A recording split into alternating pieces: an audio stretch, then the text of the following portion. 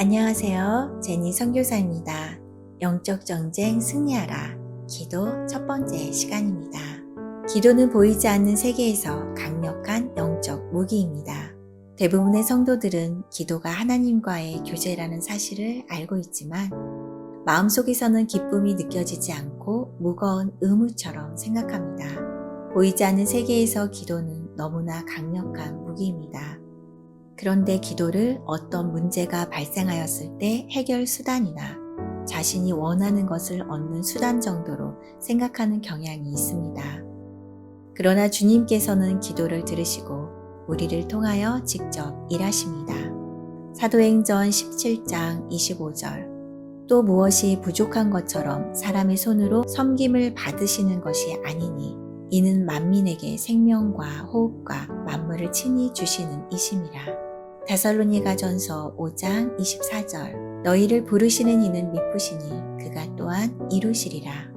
기도에는 두 가지 형태가 있습니다.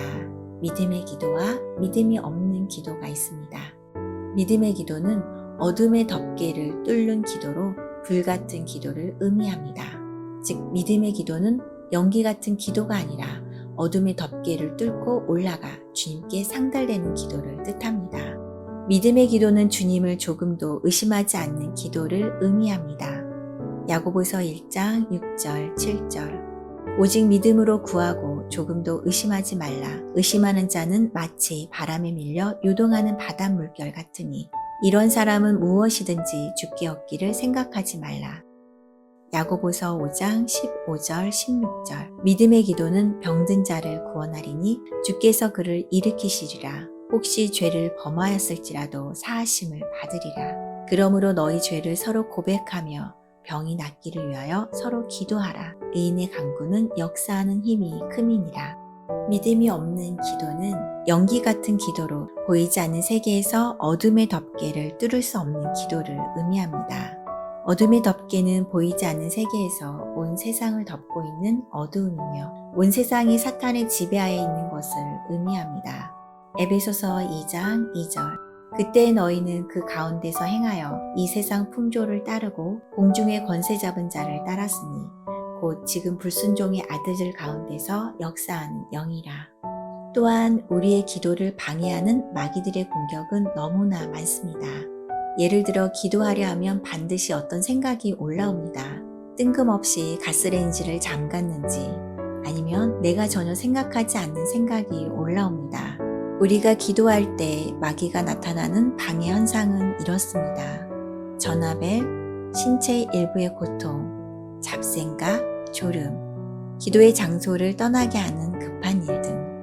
마태복음 26장 40절 41절 제자들에게 오사 그 자는 것을 보시고 베드로에게 말씀하시되 너희가 나와 함께 1시간도 이렇게 깨어 있을 수 없더냐.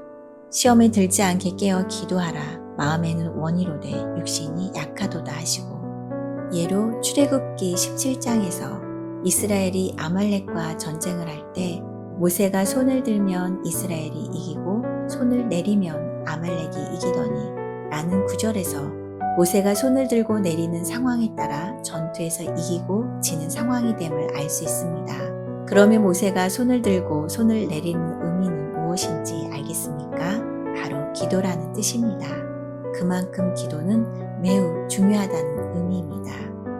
출애굽기 17장 8절에서 11절 그때 아말렉이 와서 이스라엘과 르비딤에서 싸우니라. 모세가 여호수아에게 이르되 우리를 위하여 사람들을 택하여 나가서 아말렉과 싸우라. 내일 내가 하나님의 지팡이를 손에 잡고 산 꼭대기에 서리라.